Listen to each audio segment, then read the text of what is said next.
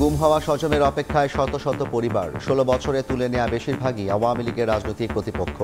নিখোঁজদের সন্ধান দাবিতে কেন্দ্রীয় শহীদ মিনারে মানববন্ধন। প্রশাসনের লোক সিভিল বেশে এসে তাকে ওখান থেকে উঠায় নিয়ে যায়। একটা ছেলে গেছে, আরো ছেলে কিন্তু আপনার যে আপনার থামেন। যারাই গুম হয়েছে সবাইকে যেন ফেরত দেয়। জাতিসংঘের কমিটি দিয়েই গুম খুনের তদন্ত করে বিচার দাবি বিএনপির। জাতিসংঘের এই আন্তর্জাতিক কমিটি আছে, তাদের সঙ্গে কথা বলে গত ১৫ বছর থেকে আজ পর্যন্ত হত্যা হয়েছে, গুম হয়েছে, প্রত্যেকটি তদন্তের ব্যবস্থা করুন। গুম হওয়া পরিবারকে ভাতা দেওয়ার ব্যবস্থা করেন। দেখছিলেন প্রধান শিরোনাম। রাতের সময়ে সঙ্গে আছি আমি জাফর সাদিক। এবার অন্যান্য শীর্ষ সংবাদ। বন্যার পানি কমায় বেরিয়ে আসছে ক্ষতচিহ্ন। প্রত্যন্ত এলাকায় ত্রাণ সংকট। লক্ষ্মীপুরে নামতে পারছে না পানি।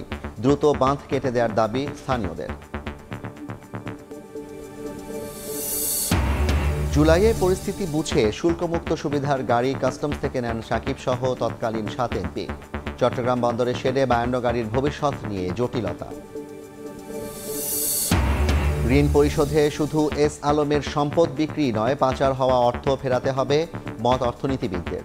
মূল্য বেশি দেখানোয় পাওনা শোধ নিয়ে শঙ্কা। এবং মালয়েশিয়ায় অভিযানে বিভিন্ন দেশের ২৯,০০০-এর বেশি অবৈধ অভিবাসী আটক। আশ্রয় দেয় ৯০০-র বেশি নিয়োগকর্তা ও পুলিশের জালে। আতঙ্কে প্রবাসীরা।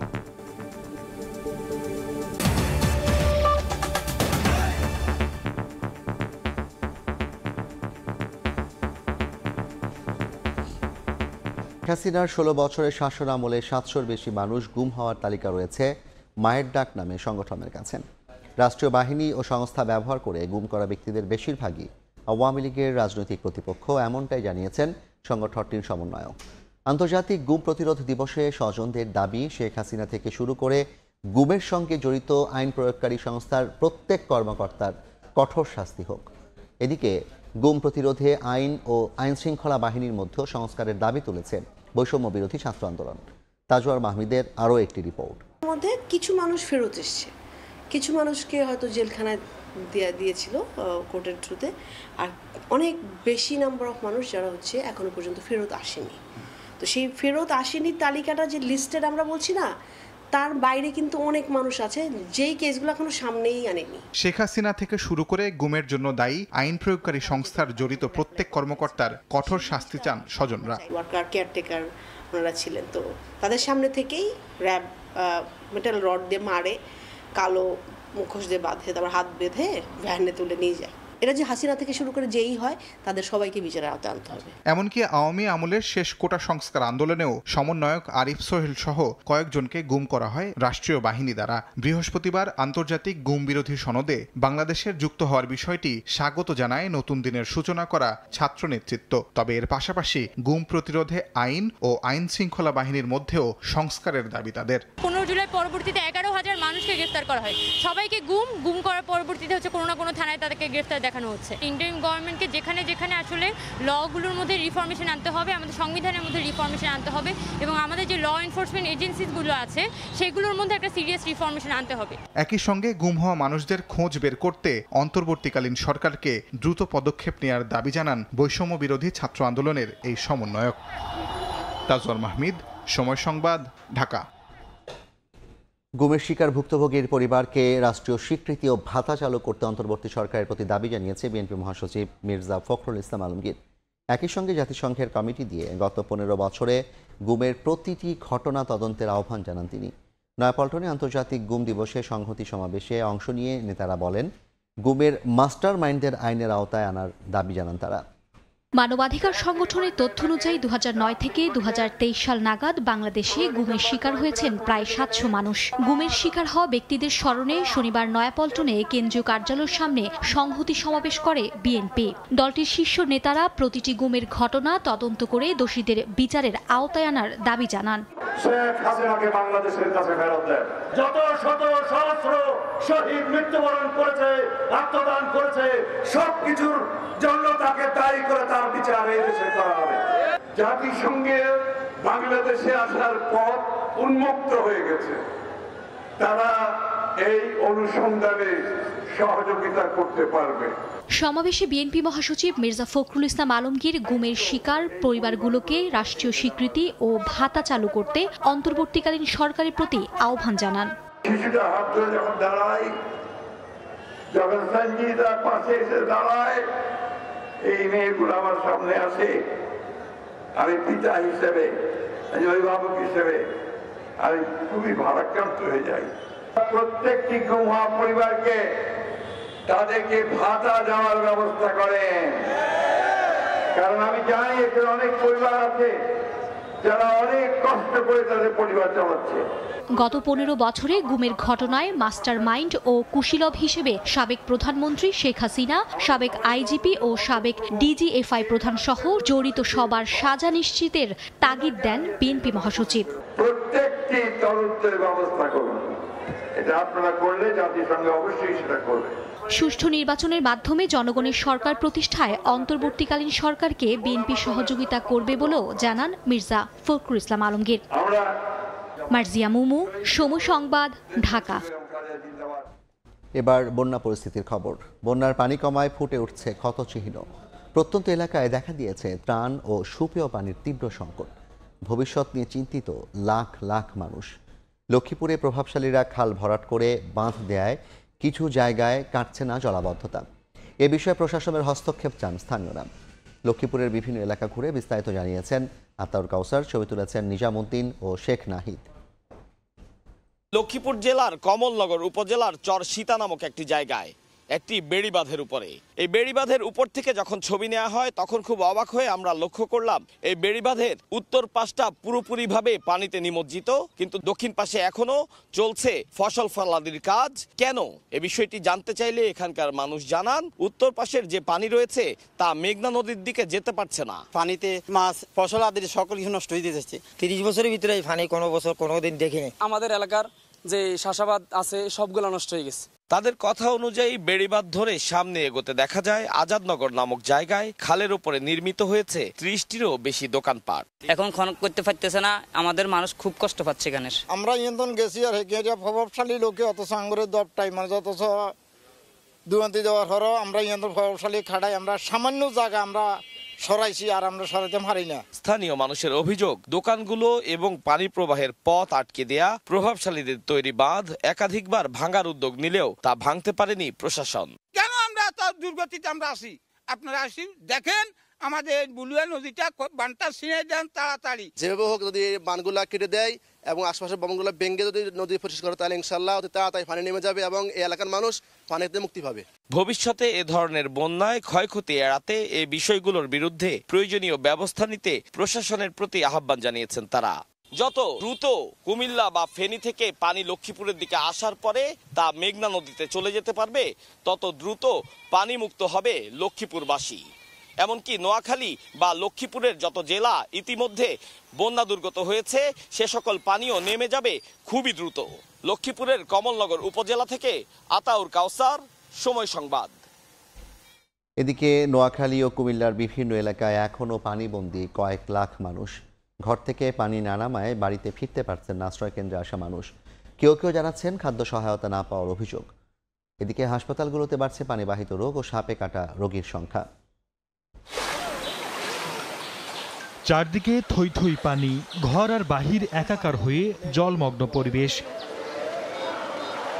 গত 2 দিন ধরে নোয়াখালীতে বৃষ্টি না হওয়ায় বন্যা পরিস্থিতির কিছুটা উন্নতি হয়েছে।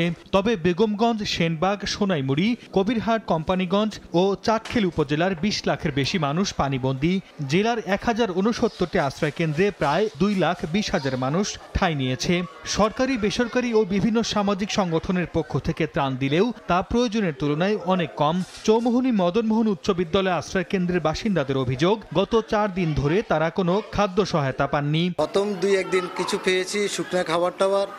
এখন আর 5-6 দিন আমরা কিছুই পাই না। আপনারা কেমন আছে, কিভাবে চলেন? এদিকে ময়লা আবর্জনায় চৌমুহনী খাল বন্ধ হয়ে যাওয়ায় নামতে পারছে না বানের পানি। যত দ্রুত সম্ভব খালটি পরিষ্কারের দাবি সাধারণ মানুষের। বন্যায় প্রতিদিনই হাসপাতালে বাড়ছে ডায়রিয়া ও সাপে কাটা রোগীর সংখ্যা। বর্তমানে ডায়রিয়ায় আক্রান্ত হয়ে নোয়াখালী সদর হাসপাতালে ভর্তি আছেন ৬৮ জন ও সাপে কাটা রোগীর সংখ্যা ২৫ জন। এছাড়া জেলার বন্যা কবলিত ৮টি উপজেলা স্বাস্থ্য কমপ্লেক্সে চিকিৎসা নিচ্ছেন ৯৩ জন ডায়রিয়া রোগী। কুমিল্লায় কিছুটা উন্নতির দিকে বন্যা পরিস্থিতি, তবে এখনো পানিবন্দী হয়ে মানবেতর জীবনযাপন করছেন ১২ লাখের বেশি মানুষ। যেসব স্থানে পানি নেমেছে সেখানেও ফুটে উঠছে ক্ষতচিহ্ন। জেলা জুড়ে বন্যার পানিতে ডুবে ১৫ জনের মৃত্যুর খবর পাওয়া গেছে। নষ্ট হয়ে গেছে ৬৫,০০০ হেক্টর ফসলি জমি, ডুবে মারা গেছে ৪,০০০-এর বেশি গবাদি পশু। ১০০ কিলোমিটার সড়ক ক্ষতিগ্রস্ত হয়েছে। কুমিল্লা ও নোয়াখালী থেকে আসা বানের পানিতে জলমগ্ন চাঁদপুরের কয়েকটি উপজেলা। তলিয়ে গেছে ফসলি জমি ও রাস্তাঘাট। অসহায়দের পাশে দাঁড়িয়েছে স্বেচ্ছাসেবীরা। রাঙামাটিতে গত ২ দিনের বৃষ্টিতে হ্রদের পানি কিছুটা বেড়েছে। বেশ কয়েকটি উপজেলায় পানিবন্দী ১০,০০০-এর বেশি মানুষ। কৃষি বিভাগের তথ্য বলছে জেলায় ১০০ হেক্টর জমির ফসল নষ্ট হয়ে গেছে। ক্ষতির পরিমাণ প্রায় ৪০ কোটি টাকা। পানি নেমে যাওয়ায় খাগড়াছড়িতে বন্যার ক্ষয়ক্ষতির চিত্র ফুটে উঠেছে। সবচেয়ে বেশি ক্ষতিগ্রস্ত হয়েছে গ্রামীণ সড়ক অবকাঠামো, কৃষিখাত ও কাঁচা ঘরবাড়ি। পাহাড় ধসে আটকে যাওয়া রাস্তা থেকে মাটি সরিয়ে যোগাযোগ সচল করার চেষ্টা চলছে। আশ্রয় কেন্দ্রগুলো থেকে মানুষ ফিরলেও কাটেনি দুর্ভোগ। সর্দার মোহাম্মদ আরিফ, সময় সংবাদ। স্মরণকালের ভয়াবহ বন্যায় ফেনীতে জানমালের ব্যাপক ক্ষয়ক্ষতি হয়েছে। এখন পর্যন্ত ১৭ জনের মৃত্যুর খবর পাওয়া গেছে। এছাড়া ৩০,০০০ হেক্টর ফসলি জমি, ১৯,০০০-এর কাছাকাছি পুকুরের মাছ, ৫৩,০০০ গবাদি পশু মারা গেছে। জুলহাস তালুকদারের ক্যামেরায় আতিয়া সজলের রিপোর্ট। সবকিছু নিচে গিয়ে আমরা ঢলে আর কিছু নেই। এই নাসিম আক্তারের মতো অনেকেই এখন বন্যার পানিতে বাড়িঘর হারিয়ে খোলা আকাশের নিচে বাস করছেন। শুধু ঘর নয়, বানের পানির তোড়ে ভেসে গেছে ভিটের মাটিও। পানি নেমে গেলেও বাড়ি ফিরতে পারছে না কয়েকশো পরিবার। সংখ্যা বেশি হলেও ফেনীতে বন্যায় ১৭ জনের মৃত্যু সরকারিভাবে নিশ্চিত করা হয়েছে। ক্ষতিগ্রস্ত হয়েছে বন্যা নিয়ন্ত্রণ বাঁধ, ভেসে গেছে গাছপালা, মাঠের ফসল, পুকুরের মাছ। ঘরে যা যে জিনিস ছিল সব যেভাবে ছিল সব আমরা রাখি, নিজে জানিয়ে চলে গেছি। আমরা 3 দিন পর্যন্ত মানে ঘরের ভিতরে চালের উপরে রয়েছিলাম। কৃষি সম্প্রসারণ অধিদপ্তর জানিয়েছে জেলায় ৩০,৩৫২ হেক্টর ফসলের জমি ক্ষতিগ্রস্ত হয়েছে, যা মোট ফসলের জমির ৭৯.৬৯%। এর মধ্যে ১,৮৬৫ হেক্টর আমন বীজতলা, ৫২৫ হেক্টর শরৎকালীন সবজি। জেলা প্রশাসনের আরেকটি তথ্য বলছে পানিতে ভেসে গেছে ১৮,৭৬০টি পুকুরের ২২,৬৪,০০,০০০ টাকার বড় মাছ এবং ৯৭ লাখ টাকার পোনা। এছাড়া জেলায় খামারিদের ৪,৪৮,২০,০০০ টাকার অবকাঠামো ক্ষয়ক্ষতি হয়েছে। পানিতে ডুবে জেলায় ৩৮,৭৩১টি গরু, ৩৫৯টি মহিষ, ১৫,৫৮৮টি ছাগল ও ৭৩৬টি ভেড়া মারা গেছে। এছাড়াও ২১,৬৭,৫১০টি মুরগি ও ১,৮৯,৪৭২টি হাঁস মারা গেছে। বন্যায় ক্ষতিগ্রস্তদের তালিকা তৈরি করে প্রয়োজনীয় সহযোগিতার আশ্বাস ফেনী জেলা প্রশাসকের। উপজেলা ভিত্তিক যে ক্ষয়ক্ষতির হিসাব সেটা করার জন্য এবং সেটা যথাযথ প্রক্রিয়ায় আমার কাছে একটা কপি দিবে এবং আমাদের সেন্ট্রালি একটা প্রতিবেদন পাঠানো হচ্ছে। এখনও ঘরের তালিকা না হলেও জেলার ৬ উপজেলায় বন্যায় প্রায় ২ লক্ষাধিক কৃষক ও উদ্যোক্তাদের ফসল, মৎস্য ও প্রাণী সম্পদের ক্ষতি হয়েছে, যার পরিমাণ প্রায় ৯১৪ কোটি টাকা। আতিয়া সজল, সময় সংবাদ, ফেনী। টানা নবম দিনের মতো চলছে বৈষম্য বিরোধী ছাত্র আন্দোলনের গণত্রাণ সংগ্রহ কার্যক্রম। শিক্ষার্থীদের পাশাপাশি স্বেচ্ছাশ্রম দিচ্ছেন বিভিন্ন শ্রেণী পেশার মানুষ। কাপড়ের পরিবর্তে নগদ অর্থ ও চাল ডাল সহ রান্নার প্রয়োজনীয় সামগ্রী নিয়ে আসার আহ্বান বৈষম্য বিরোধী ছাত্র আন্দোলনের। টানা ৯ দিন ধরে ঢাকা বিশ্ববিদ্যালয়ের টিএসসিতে গণত্রাণ সংগ্রহ কর্মসূচিতে স্বেচ্ছাশ্রম দিচ্ছেন ওমর ফারুক। কখনো বৈষম্য বিরোধী ছাত্র আন্দোলনের সমন্বয়কদের নির্দেশনা জানিয়ে দিচ্ছেন অন্য সবাইকে, আবার কখনো নিজেই টানছেন ত্রাণ সামগ্রী। পুরো দেশটাকে আমি আমার ফ্যামিলি মনে করে ফেলেছি, এই জন্য এটা আমার জন্য, আমার ফ্যামিলির জন্য যা করা দরকার আমি তাই করতেছি। শুধু ওমর ফারুক নন, টিএসসিতে ত্রাণ কার্যক্রমে যারা স্বেচ্ছাসেবক হিসেবে যোগ দিয়েছেন তাদের সবারই গল্প প্রায় একই রকম। তরুণদের পাশাপাশি মানবিক এই বিপর্যয়ে স্বেচ্ছাশ্রম দিচ্ছেন অনেক জ্যেষ্ঠ নাগরিকও। আমি এই বিশাল মহৎ কাজে আমি যে অংশগ্রহণ করতে পারছি সেই জন্য আমি গর্বিত আর কি। ছেলেদের কাজকর্ম দেখে আমাদের মনে আশা জাগছে যারা একটা নতুন পৃথিবী, নতুন বাংলাদেশ তারা করতে পারবে। দেশের দক্ষিণ পূর্বাঞ্চলের ভয়াবহ বন্যায় বিপর্যস্ত মানুষের সহায়তায় টিএসসি যেন হয়েছে ত্রাণের বন্দর, যেখানে ত্রাণ দিতে আসা নানা বয়সী মানুষের প্রচেষ্টাও হৃদয়ে ছুঁয়ে যায় বাকিদের। স্কুলের টিফিনের টাকা বাঁচিয়ে সহায়তা দিতে আসা এই শিশু কিশোরদের গল্পটাও তেমনি। পরিশ্রমটা করছি এটা আসলে গায়ে লাগছে না, কারণ বন্যা ক্ষতিগ্রস্ত মানুষরা এর থেকে বেশি কষ্ট পাচ্ছে না, কষ্ট বাড়ছে, তাদের জন্য আমি কাজ করছি। আমাদের অনেকে যারা টাকা জমায় তারা আমাদের টাকা জমানো টাকা থেকে আমরা কিছু দিয়েছি। সকলে যে একসাথে মিলে কাজ করতেছে, এই দুর্যোগে আমরা ইনশাল্লাহ কাটিয়ে উঠব এবং পরবর্তীতে যে কোনো দুর্যোগে বা যে কোনো প্রয়োজনে বাংলাদেশের সকল সমস্যার সমাধানের জন্য ছাত্র জনতা সবসময় একসাথে কাজ করে যাবে। ত্রাণ সংগ্রহের বুথে দায়িত্ব পালনরতরা বলছেন এখন আর কাপড়ের প্রয়োজন নেই। শুকনো খাবারের পাশাপাশি চাল, ডাল ও আলু সহ রান্নার সামগ্রী নিয়ে আসার আহ্বান তাদের। যেহেতু পানি আস্তে আস্তে নেমে যাইতেছে, সেহেতু ভারী খাদ্যটার একটা সম্ভাবনা বেশি দেখা দিচ্ছে। আর দ্বিতীয়ত যে পুনর্বাসনের জন্য যে যে জিনিসগুলো দরকার সেগুলো লাগতেছে। প্রথমে আমরা পাঠাই হচ্ছে ডিসি অফিসে। ডিসি অফিস থেকে ইউনো এবং অন্যান্য যারা কর্মকর্তা আছেন, বিভিন্ন রেস্কিউ টিম আছেন, ফায়ার সার্ভিস আছেন, নৌবাহিনী আছেন, সেনাবাহিনী আছেন, তারা সকলে মিলে কাজগুলো করতেছেন। বন্যার পরেও পুনর্বাসন কার্যক্রম চালু রাখার কথা জানিয়েছে বৈষম্য বিরোধী ছাত্র আন্দোলন। শাকির আহমেদ, সময় সংবাদ, ঢাকা। জনতার আন্দোলনের মুখে ভেঙে দেয়া দ্বাদশ সংসদের বিদায়ী সদস্যদের শুল্কমুক্ত সুবিধায় আমদানি করা অন্তত 52টি গাড়ি আটকে দিয়েছে কাস্টমস কর্তৃপক্ষ। অবশ্য জুলাই মাসেই উত্তপ্ত পরিস্থিতি আঁচ করতে পেরে সাকিব আল হাসান, ফেরদৌস সহ 7 সাবেক এমপি তাদের গাড়ি ছাড়িয়ে নিয়েছেন। শাখা ত্রিপুর ক্যামেরায় বিস্তারিত জানাচ্ছেন কমল দে। চট্টগ্রাম বন্দরের কারশেডে সারিবদ্ধভাবে রাখা প্রতিটি গাড়ির শুল্ক সহ বাজার মূল্য অন্তত 10 থেকে 12 কোটি টাকা। কিন্তু শুল্কমুক্ত সুবিধা পেতেই এসব গাড়ি আমদানি করেছিলেন দ্বাদশ সংসদের সদস্যরা। অর্থাৎ শুল্ক না দিয়ে নামমাত্র মূল্যে আমদানি করে গাড়ির মালিক হওয়ার সুযোগ ছিল তাদের। তবে ছাত্র জনতার আন্দোলনের মুখে সংসদ সদস্য পদ চলে যাওয়ায় এসব গাড়ি আর ছাড় করছে না কাস্টমস কর্তৃপক্ষ। ছাত্র আন্দোলনের পরিস্থিতি আঁচ করতে পেরে গত জুলাই মাসে ক্রিকেটার সাকিব আল হাসান, অভিনেতা ফেরদৌস এবং ব্যারিস্টার সুমন সহ তৎকালীন 7 সংসদ সদস্য চট্টগ্রাম থেকে তাদের গাড়ি ছাড় করে নেন। এতে 75 কোটি টাকার বেশি রাজস্ব হারিয়েছে সরকার। সাবেক সংসদ সদস্য জান্নাতারা হেনরি এবং মুজিবুর রহমান মঞ্জু সমস্ত প্রক্রিয়া সম্পন্ন করলেও গাড়ি খালাস নিতে পারেনি। এছাড়া অনুপম শাহজাহান জয় এবং এবিএম আনিসুজ্জামান নামে আরও 2 সাবেক এমপি গাড়ি ছাড় করাতে নথিপত্র জমা দিয়েছিলেন। এই 4টি গাড়িও এখন কাস্টমসের জিম্মায়। যেহেতু সংসদটা আমাদের ভেঙে গিয়েছে, এই বিষয়ে শুল্কমুক্ত সুবিধা তারা পাবেন কিনা সে বিষয়ে সদয় দিক নির্দেশনার জন্য আমরা জাতীয় রাজস্ব বোর্ডে একটি পত্র প্রেরণ করেছি চিটাগাং কাস্টম হাউস থেকে। সেই পত্রের আলোকে জবাব পাওয়ার পরে জাতীয় রাজস্ব বোর্ডের নির্দেশনা অনুযায়ী আমরা পরবর্তী কার্যক্রম গ্রহণ করব। শুল্কমুক্ত সুবিধায় আনা মার্সিডিজ বেঞ্জ, রেঞ্জ রোভার এবং বিএমডব্লিউর মতো মূল্যবান গাড়ি আপাতত বন্দরের বিভিন্ন শেডে রাখা হয়েছে। এক্ষেত্রে জটিলতা এড়াতে 30 দিন পেরিয়ে গেলে নিয়ম মেনে নিলামে বিক্রির জন্য চট্টগ্রাম কাস্টম হাউসের কাছে হস্তান্তরের সিদ্ধান্ত নিয়েছে বন্দর কর্তৃপক্ষ। নিয়ম অনুযায়ী কাস্টমস কর্তৃক ডিউটি পেমেন্ট করার পরে আমরা এটা ডেলিভারির কার্যক্রমটা প্রসেস করি, পোর্ট চার্জটা নেই এবং আমরা ডেলিভারি দিয়ে থাকি।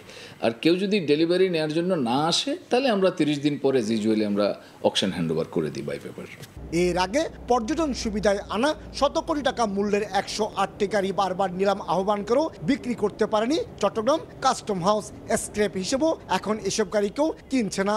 তাই শুল্কমুক্ত অবস্থায় সংসদ সদস্যদের আনা গাড়ি নিলামে বিক্রির চেষ্টা না করে সরকারের জিম্মে নেওয়ার কথা বলছেন এই ব্যবসায়ী। অতি দ্রুত এটা সরকারি কোনো সংস্থাকে হ্যান্ডওভার করে ওদের টাকাগুলো ওদেরকে ফেরত দিয়ে গাড়িগুলো রাষ্ট্রীয় সম্পদ হিসেবে ব্যবহার করা যেতে পারে। কোনো অবস্থাতেই অকশনে যাতে গাড়িগুলো না যায়। এই গাড়ি অকশনে গেলে আলটিমেটলি এই গাড়ি কোনোদিন ছাড় পাবে না। কাস্টমসের জিম্মায় থাকা এসব গাড়ি স্বাভাবিক নিয়মে সর্বনিম্ন শুল্ক হার 8 থেকে শুরু করে সর্বোচ্চ 10 কোটি টাকা পর্যন্ত। অথচ এই টাকা পরিশোধ না করে গাড়ির মালিক হওয়ার সুবিধা পেয়ে আসছিলেন আওয়ামী লীগ সরকারের সংসদ সদস্যরা। আমদানি করা এ ধরনের গাড়ি নিয়ম বহির্ভূতভাবে অন্যজনের কাছে বিক্রির অভিযোগও অনেক সাবেক সংসদ সদস্যের বিরুদ্ধে। 8 কোটি টাকা মূল্যের গাড়ি মাত্র 4 লাখ টাকা শুল্ক পরিশোধ করে ছাড় করে নিয়ে গেছেন একজন সংসদ সদস্য। সাম্প্রতিক সময়ের ঘটনা এটি।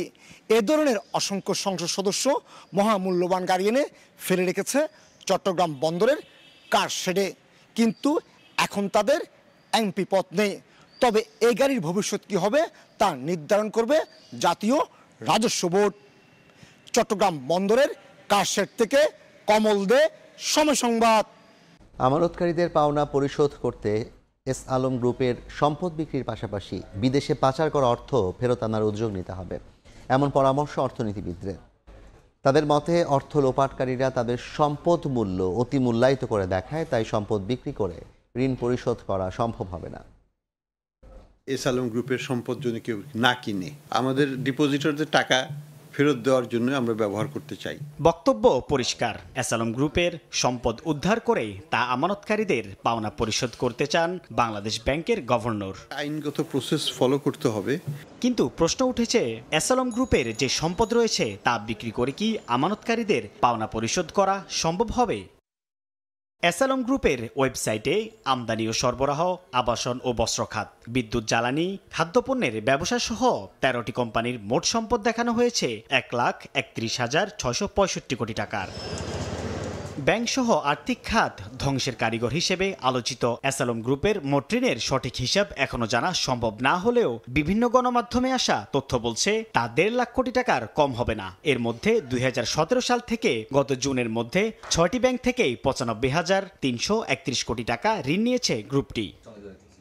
অর্থনীতিবিদরা বলছেন, শিল্পগোষ্ঠীটি যে সম্পদ মূল্য দেখিয়েছে তা প্রকৃত মূল্যের চেয়ে বেশি দেখানো হয়ে থাকতে পারে। তাই এস আলম গ্রুপের সম্পদ বিক্রি করে মোট ঋণ পরিশোধ করা সম্ভব হবে কিনা তা নিয়ে দেখা দিয়েছে শঙ্কা। যে পরিমাণে তাদের সম্পদের মূল্য দেখানো হয়েছে, তো সেই পরিমাণে হয়তো তাদের সম্পদের যে মূল্য, যেটা বাজার মূল্য, সেটা নাও হতে পারে।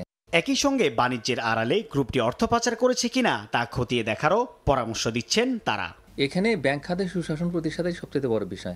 গ্রাহক ও বিনিয়োগকারীদের মনে আস্থা ফেরাতে এস আলম গ্রুপের দাপটে ধ্বংসের মুখে পড়া ব্যাংকগুলোকে শক্তিশালী করতে এরই মধ্যে পর্ষদ পুনর্গঠনের কাজ শুরু করেছে বাংলাদেশ ব্যাংক। সাইফুল ইসলাম, সময় সংবাদ, ঢাকা। চীনা সরকার জামায়াতকে নিষিদ্ধ করে ছাত্র জনতার আন্দোলনকে নস্যাৎ করতে চেয়েছিল বলে মন্তব্য করেছেন দলটির আমির ডক্টর শফিকুর রহমান। বিকেলে রাজধানীর রমনা ইঞ্জিনিয়ার্স ইনস্টিটিউশন মিলনায়তনে সুধী সমাবেশে একথা বলেন তিনি। এছাড়া জনগণকে ঐক্যবদ্ধ থেকে যে কোনো ষড়যন্ত্র রুখে দেওয়ার আহ্বান জানান জামায়াত আমির।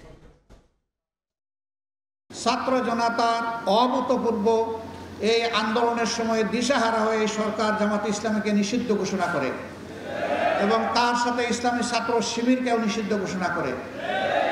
অসৎ উদ্দেশ্য নিয়েই তারা এটা করেছিল যে এই সময়ে কাজ করলে জামাত ইসলাম, ইসলামী ছাত্র শিবির বিক্ষোভে ফেটে পড়বে আর তারাও তাদের সর্বশক্তি নিয়ে আকাশ পাতাল সব দিক থেকে ঝাঁপিয়ে পড়বে। আন্দোলনের গতিপথ পরিবর্তন হয়ে যাবে। ছাত্র জনতার এই আন্দোলন ব্যর্থতায় পর্যবসিত হবে। জামাত তাদের পাতা ফাঁদে পা দেয়নি। রাতের সময় আরও থাকছে। আসার খবর নেই কাঁচা পণ্যের বাজারে। মরিচের কেজি কমলেও বেড়েছে বেগুন, করলা সহ বিভিন্ন সবজির দাম। 2000-এর নিচে মিলছে না বড় আকারের ইলিশ। অপরিবর্তিত ডিমের দর।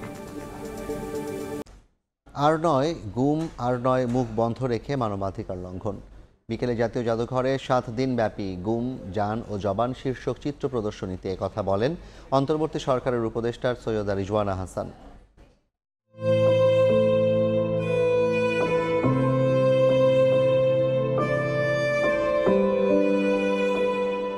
গুম হয়ে যাওয়া সন্তানের ছবি বুকে জড়িয়ে মায়ের আর্তনাদ, হারিয়ে যাওয়া বাবাকে ছাড়া একমাত্র সন্তানের বেড়ে ওঠা, বৃদ্ধ বাবার কষ্ট থেকে গুমের যন্ত্রণা, সবই ফুটে উঠেছে স্থির চিত্রে। দীর্ঘদিনের চাপা কান্না আর আর্তনাদের গল্প মানুষকে জানাতে শুক্রবার বিকেলে জাতীয় জাদুঘরে গুমের শিকার ব্যক্তিদের পরিবারের সদস্যদের সংগঠন মায়ের ডাকের আয়োজনে শুরু হলো 7 দিনব্যাপী গুম, জান ও জবান শীর্ষক চিত্র প্রদর্শনী। প্রথম দিনেই দর্শকদের উপস্থিতি ছিল চোখে পড়ার মতো। সাধারণ মানুষের পাশাপাশি এসেছেন গুমের শিকার ব্যক্তিদের পরিবারের অসহায় সদস্যরাও। অনেকের প্রিয়জনের দেখা নেই প্রায় 1 যুগ, তবুও এখনও তাদের চোখে প্রিয়জনকে ফিরে পাওয়ার তীব্র বাসনা। তার দোষ অপরাধ ছিল তিনি দল করতেন, বিএনপি করতেন, বিএনপিকে ভালোবাসতেন। সে অপরাধী তাকে গুম করা হয়েছে। সংবাদকর্মীরা ওরা এত কষ্ট করছে আমাদের জন্য, এটা ভাষায় প্রকাশ করতে পারবো না। কিন্তু ওরা সংবাদটা প্রকাশ করতে পারে না।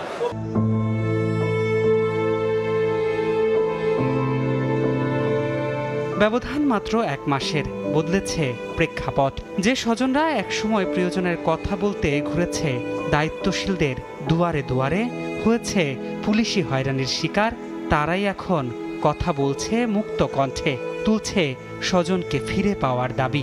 আমরা গত বছর যখন শাহবাগের সামনে দাঁড়াই, আমাদের ওখানে দাঁড়াতে দেবেন, আমাকে ধাক্কা দিয়েছিল, আমি ধাক্কা নিচে পড়ে গিয়েছিলাম। থানায় গিয়েছি, থানা বলেছে র্যাবের কাছে যান, র্যাবে গিয়েছে বলেছে থানায় যান। চালি থানার যে ডিসি উনি আমার দরখাস্তটাই পড়েনি, আমার দরখাস্তটা ছুঁড়ে ফেলে দিয়েছে। আমি ওনার সামনে 10 ঘন্টা অজোরে কান্না করেছি। এর আগে উদ্বোধনী অনুষ্ঠানে অন্তর্বর্তী সরকারের উপদেষ্টা সৈয়দা রিজওয়ানা হাসান বলেন, এদেশে থাকবে না গুম নামের কোনো শব্দ। আমরা সকলে মিলে এখন চেষ্টা করব দোষীদেরকে খুঁজে বের করতে, হারিয়ে যাওয়া এবং তাদেরকে শাস্তির মুখোমুখি করতে, হারিয়ে যাওয়া মানুষগুলোকে ফিরিয়ে আনার চেষ্টা করতে, আর এই দেশ থেকে গুম শব্দটা চিরদিনের মতো সরিয়ে দিতে। বিচার বহির্ভূত গুম খুনের বিচার দাবি করে এমন আয়োজন সত্যিকারের স্বাধীনতার প্রমাণ বলেও জানান আয়োজকরা। ধ্রুব ব্যানার্জি, সময় সংবাদ, ঢাকা। পদ্মা সেতুর প্রাক্কলন থেকে 1835 কোটি টাকা ব্যয় কম হয়েছে, তবে ব্যয় সংকোচন নীতি মেনে চললে আরও কম টাকা লাগত বলে মন্তব্য করেছেন সড়ক পরিবহন ও সেতু উপদেষ্টা মোহাম্মদ ফাউজুল কবির খান। বিকালে পদ্মা সেতু পরিদর্শন শেষে শরীয়তপুরের জাজিরা প্রান্তে সাংবাদিকদের ব্রিফিং করে কথা বলেন তিনি। কোনো সিন্ডিকেট এখন থেকে আর পৃষ্ঠপোষকতা পাবে না। যারা নতুন ও তরুণ সৎভাবে ব্যবসা করতে চান তাদের উন্মুক্ত টেন্ডারে অংশ নিতে হবে বলেও জানান সড়ক পরিবহন ও সেতু উপদেষ্টা। এর আগে মন্ত্রণালয়ের সচিব সহ ঊর্ধ্বতন কর্মকর্তা ও প্রকৌশলীদের নিয়ে মাওয়া প্রান্তে নেমে পদ্মা সেতুর টোল প্লাজার কার্যক্রম দেখেন ও সেতু পরিদর্শন করেন উপদেষ্টা।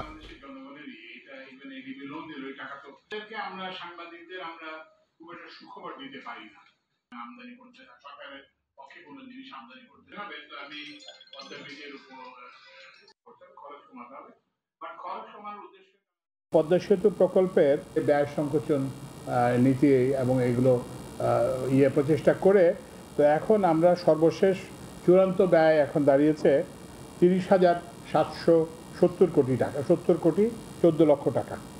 তো অর্থাৎ এখানে প্রায় 1,835 কোটি টাকা সাশ্রয় হয়েছে।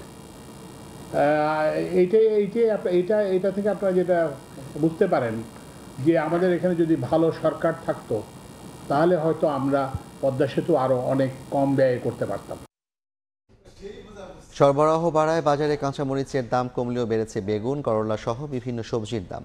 চড়া মাছের বাজারও 2000-এর নিচে মিলছে না বড় আকারের ইলিশ, তবে অপরিবর্তিত ডিমের দর।